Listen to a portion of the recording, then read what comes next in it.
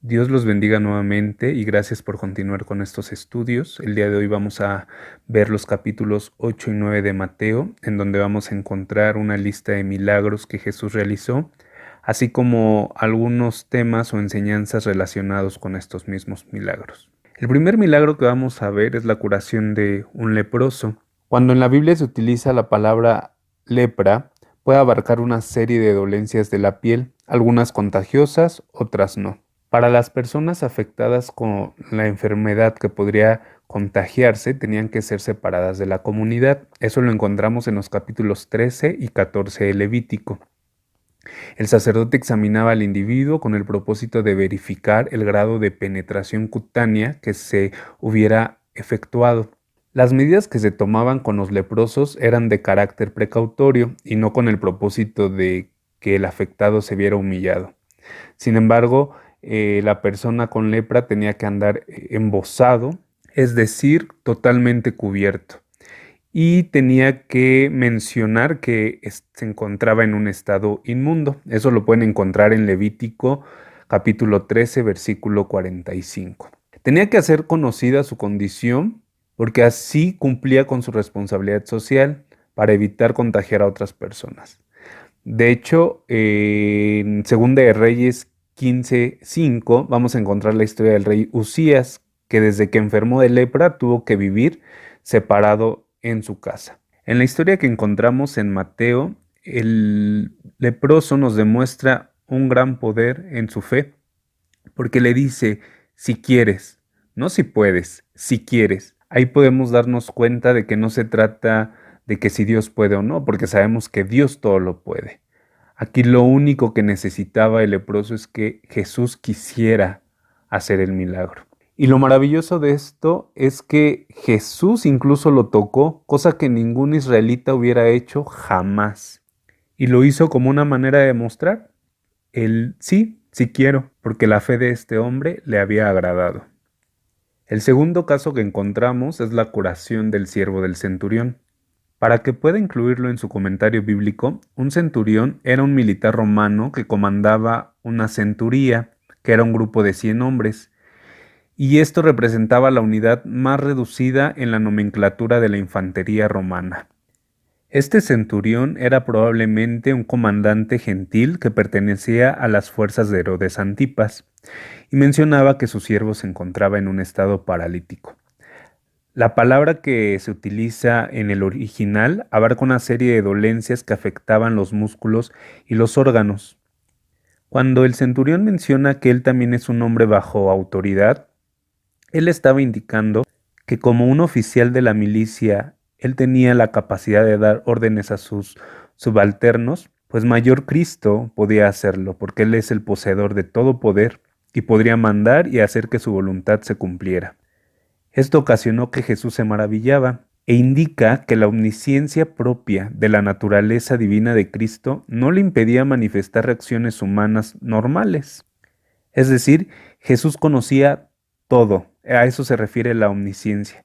Sin embargo, su naturaleza humana no le impedía reaccionar o presentar algunas emociones, como en este caso el haberse maravillado.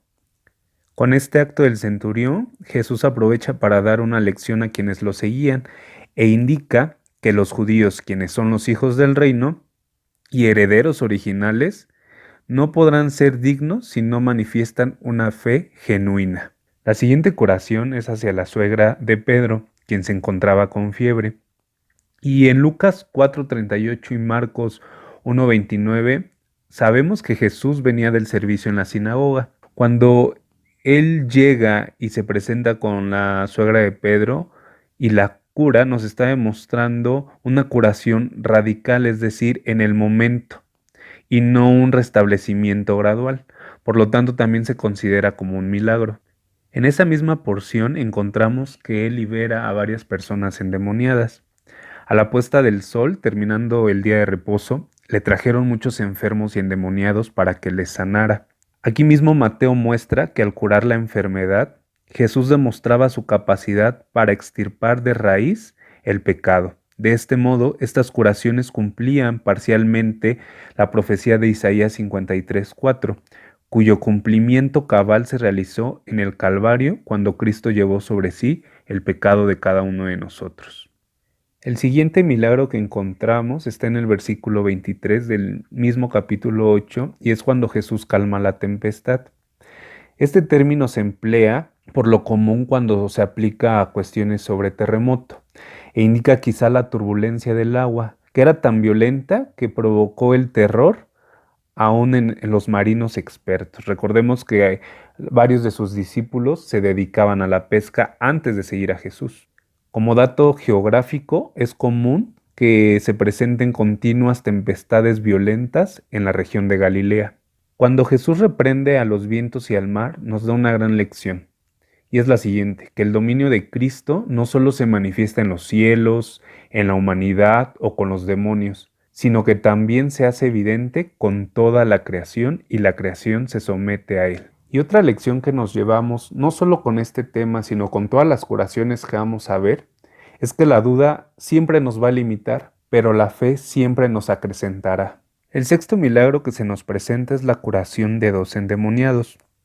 En algunas versiones bíblicas aparece que eran gerasenos, es decir, de la ciudad de Gerasa o de Gersa.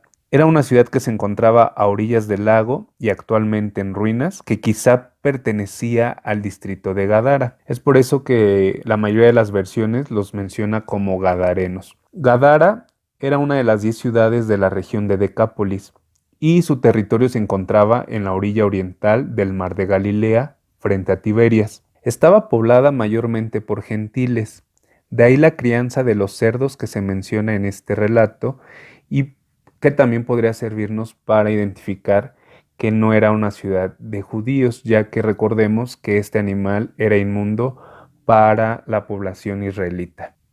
Hallazgos arqueológicos han demostrado que era una ciudad helenizada, es decir, griega, de gran importancia. Normalmente en el Nuevo Testamento no se muestra a los endemoniados como desenfrenados pecadores o como víctimas de demencia, aunque cada una de estas características sí eran producidas por este estado de posesión. Este estado es muy frecuente durante el ministerio terrenal de Jesús, ya que Satanás se encontraba en constante esfuerzo para contrarrestar los planes de Dios. Los demonios sabían exactamente quién era Jesús, sabían que era el Hijo de Dios y se daban cuenta de que su propia condena era definitiva y estaba asegurada. Por eso en el versículo 29 del capítulo 8 hacen la pregunta, ¿has venido acá para atormentarnos antes de tiempo? Como prueba de que está asegurada su condenación eterna. Aún así se aferraron a la idea de que Jesús les pudiera dar una oportunidad de ser librados de esta condenación eterna. Sin embargo, los cerdos, al despeñarse en el mar, frustraron cualquier plan que estos demonios hubieran tramado. De todos los milagros que llevamos hasta ahorita, aquí encontramos una respuesta muy peculiar. Toda la gente que se enteró o vio esta acción tuvo miedo. De hecho, lo vemos también en Lucas capítulo 8, versículo 37. No solo los propietarios, también el gentío que se enteró de esta acción de Jesús. Por lo tanto, nos demuestra que a veces las acciones de Jesús no siempre producen arrepentimiento en la gente. En ocasiones la gente se paraliza, le da miedo y no quieren saber nada más de Cristo. Por eso la importancia de acercarnos confiadamente a nuestro Señor, no con miedo, no esperando consecuencias de nuestros actos y que esto sea lo que provoque el acercarnos o no.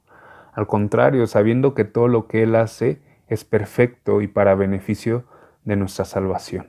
Ya entrados en el capítulo 9 de Mateo, encontramos el séptimo milagro que nos presenta otra vez la curación de un paralítico.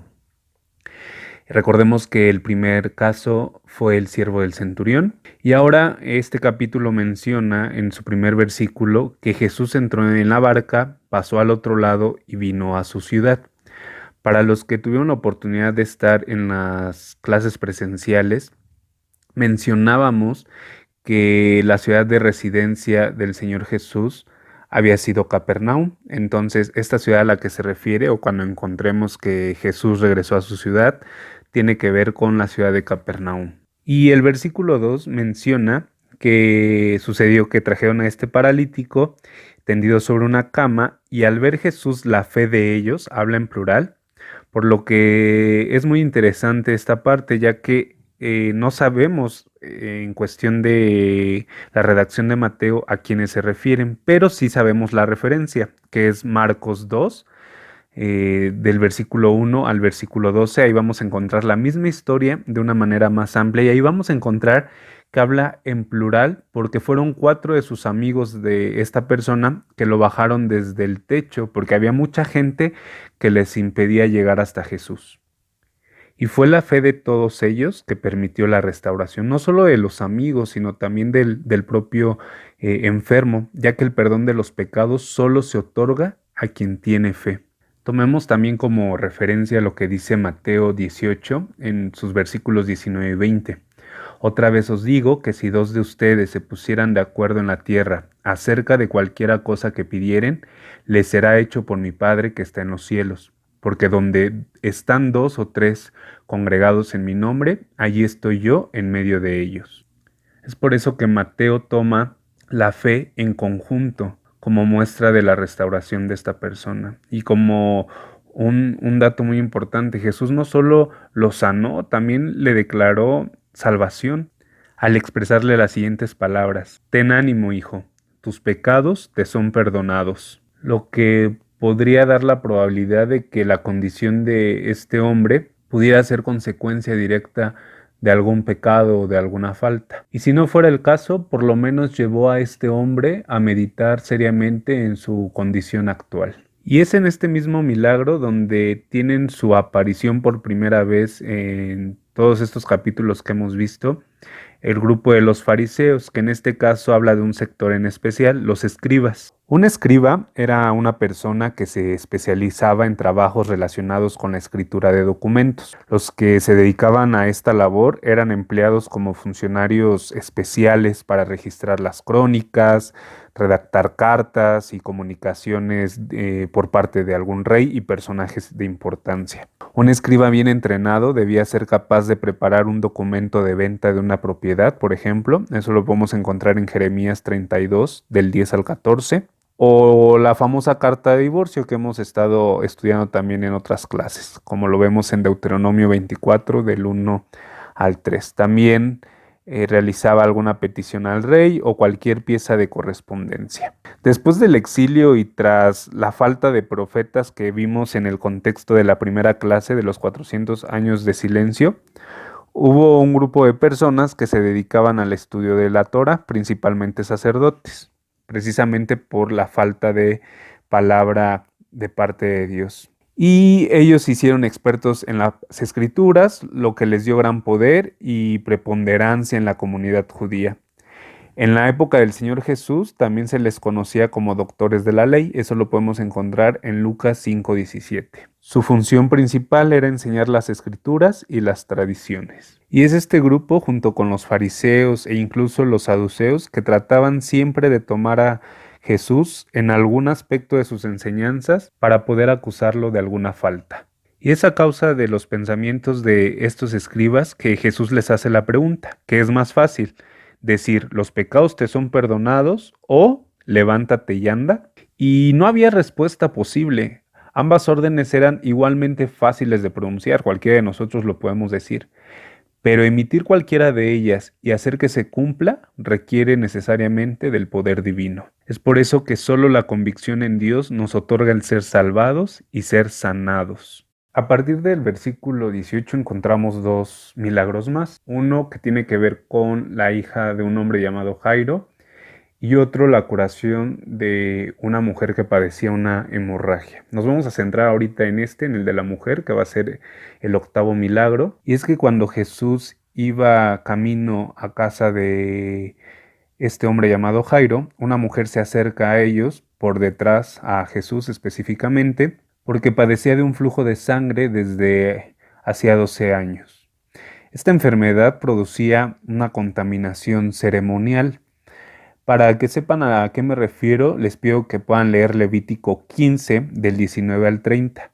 Les voy a leer algunos fragmentos. Dice así: Cuando la mujer tuviere flujo de sangre y su flujo fuere en su cuerpo, 7 días estará apartada, y cualquiera que la tocare será inmundo hasta la noche. Todo aquello sobre que ella se acostare mientras estuviere separada será inmundo. Y de ahí van a encontrar toda una lista de todo lo que ella toque, donde se siente, donde ella se acerque, será considerado inmundo. En el versículo 25 dice: Y la mujer, cuando siguiere el flujo de su sangre, por muchos días fuera del tiempo de su costumbre, o cuando tuviere flujo de sangre más de su costumbre, todo el tiempo de su flujo será inmunda como en los días de su costumbre. Lo más seguro es que este tema se refiera a la cuestión de la menstruación, que ojo, tiene que quedar claro que se refiere a un aspecto cultural. Era la cultura israelita la que consideraba inmundo que la mujer menstruara. No era pensamiento de Dios. Sin embargo, el hecho de que una mujer tardara más con su menstruación o con cualquier tipo de flujo, tenía que presentarse ante el sacerdote, ¿no? Después de que este flujo finalizara.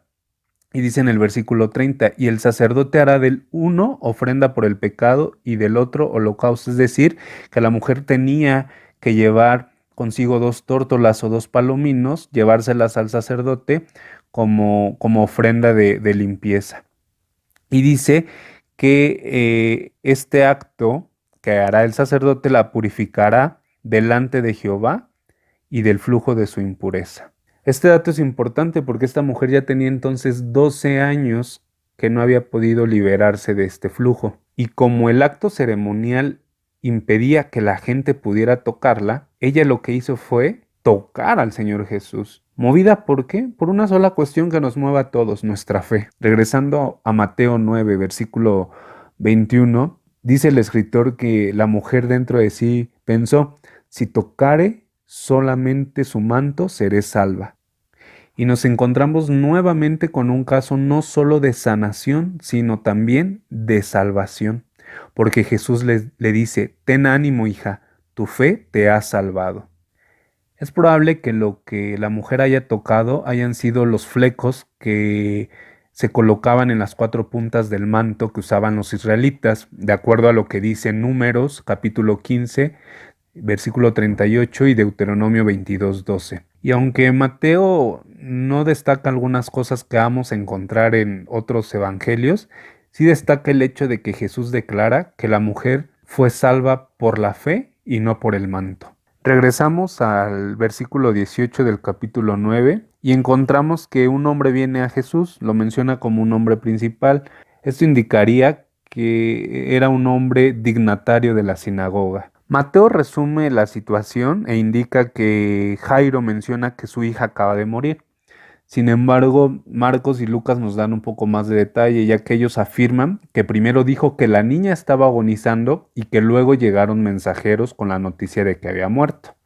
Obviamente aquí Mateo lo que hace es resumir todos estos detalles para centrarlos en uno solo, que es lo importante, que esta niña ya había muerto. Aquí Jairo sí pide que Jesús vaya hasta su casa, a diferencia del centurión, que el centurión solo pidió que Jesús, con que dijera la palabra, su siervo sería sanado. Ya había pasado el caso de la mujer con el flujo y en el versículo 23 encontramos que ya se habían reunido los tañedores de flautas y las plañideras para efectuar el antiguo ceremonial fúnebre que vamos a encontrar en Jeremías 9:17 y en el 48:36. Al ver el cuerpo de la hija de Jairo, Jesús menciona que la niña no está muerta, sino duerme. Y no se trata ni de una equivocación por parte de Jesús y tampoco de una verdad literal de que la niña simplemente estaba inconsciente.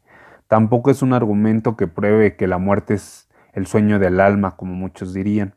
Simplemente el lenguaje de Jesús refleja lo que piensa hacer y también aprovecha para transmitirles una calma por lo que va a suceder, que es el acto de la resurrección. El 10º y el 11º milagro solo los vamos a encontrar en la narrativa de Mateo. El número 10 tiene que ver con la curación de 2 ciegos. Por esa época, a inicios de su ministerio, Jesús rehuía de los títulos públicos que pudieran considerarse de carácter político. Estos dos ciegos lo llamaban hijo de David y dice que durante todo el camino lo iban reconociendo como hijo de David. Y Jesús no los atendió hasta haber llegado a la casa. Esto sucedió para no entorpecer su ministerio, ya que éste iba iniciando y no quería levantar algún conflicto en su contra. Recordemos que sus planes son perfectos y todavía no era tiempo de que él fuera entregado. Así como los milagros anteriores, este también es muy interesante, ya que es curioso que dos personas que no podían ver físicamente a Jesús lo reconocieran como el Hijo de David, como el Mesías prometido. Muchas veces nosotros demandamos señal, queremos que estos ojos naturales puedan ver y comprobar lo que Dios puede hacer, cuando lo único que necesitamos en este momento es que sea nuestra fe la que actúe.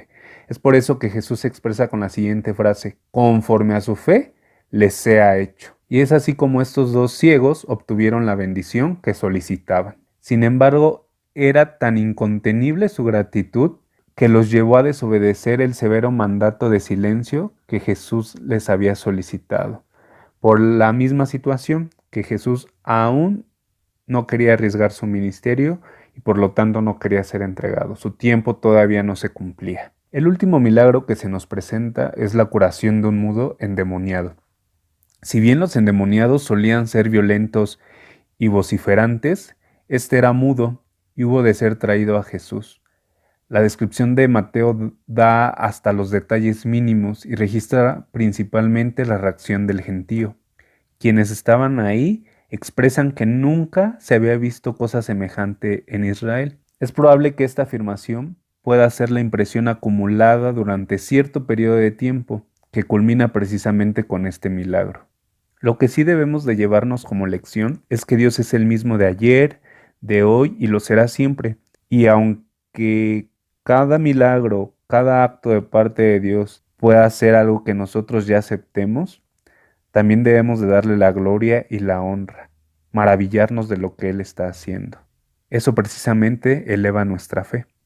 Y a esto sumemos que Cristo, siendo el Hijo de Dios, podía manifestar obras que fueran mayores que en otros tiempos. Aquí los fariseos cuestionan la intervención de Jesús diciendo que por el príncipe de los demonios es que Jesús echa fuera a estos demonios. Aquí Jesús no les hace frente, a diferencia de lo que vamos a encontrar en Mateo 12. Dentro de estos milagros que se nos presentan en el capítulo 8 y en el capítulo 9 de Mateo, vamos a encontrar 4 enseñanzas que se conectan precisamente a este tema que estamos viendo. Sin embargo, los vamos a ver hasta la siguiente clase, pero es importante mencionarlo para que sepan que no los vamos a descartar, que es el tema de los que querían seguir a Jesús, la relación que tenía Jesús con los publicanos y los pecadores, el tema del ayuno y el tema de la mies y los obreros. Como tarea solo les pediría que continuaran con su comentario bíblico y realicen el capítulo 8 y el capítulo 9.